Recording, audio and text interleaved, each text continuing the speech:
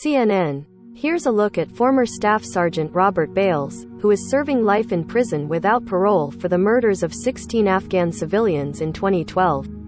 About former Staff Sergeant Bales. Bales was assigned to the 3rd Stryker Brigade Combat Team, 2nd Infantry Division, stationed at Joint Base Lewis McChord near Tacoma, Washington. The unit was deployed in support of Special Forces troops in Kandahar Province, Afghanistan. Bales served 3 tours of duty in Iraq before being deployed to Afghanistan.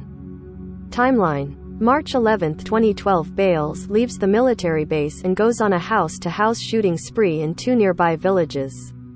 He kills 16 people, including 9 children. 11 of the victims belong to the same family. Bales returns to the base and turns himself in. March 13, 2012. U.S. President Barack Obama says that the military will conduct a thorough investigation into the rampage.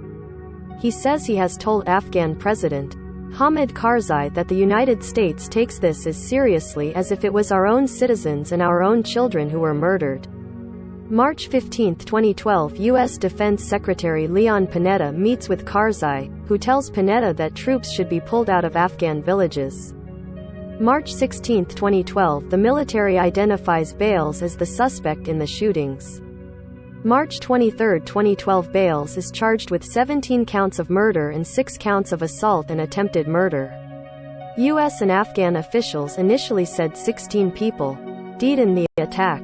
No detailed info is released about the 17th fatality, other than an indication from investigators that the victim was an adult. March 25, 2012. Afghan officials announced the victims' families were given money by the U.S. government, $50,000 for each of the 16 people who died, as well as $10,000 for each of the 6 who was injured. March 30, 2012. Bales' attorney holds a news conference and tells reporters that the military has blocked the defense team's access to information about the case. He says that he wants to interview witnesses, but the military has not made them available as promised. June 1, 2012. In amended charges, U.S. military authorities accuse Bales of illicit steroid and alcohol use in addition to 16 counts of premeditated murder. November 5, 2012. Bales' Article 32 hearing begins at Joint Base Lewis McChord in Washington state.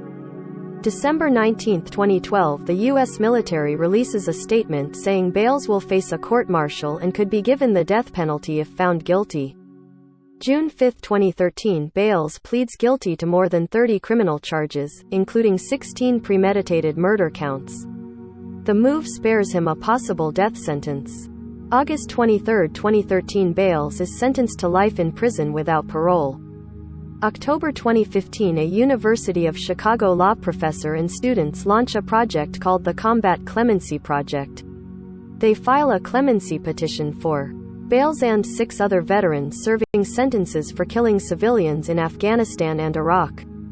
Based on Bales' mental health issues and a traumatic brain injury, the law team seeks a commutation of his sentence. October 21, 2015. GQ publishes an exclusive interview with Bales. He says he was drinking heavily and took sleeping pills before the rampage. September 27, 2017. The U.S. Army Court of Criminal Appeals upholds Bales' life sentence. June 25, 2018. The U.S. Supreme Court denies Bales' petition for a writ of certiorari. June 24, 2019. Attorneys for Bales file a petition requesting a new trial in the U.S. District Court of Kansas, claiming that the anti-malarial drug mefloquine in addition to PTSD and traumatic brain injury may have affected his mental state. June 9, 2020. Bales' petition for a new trial is denied.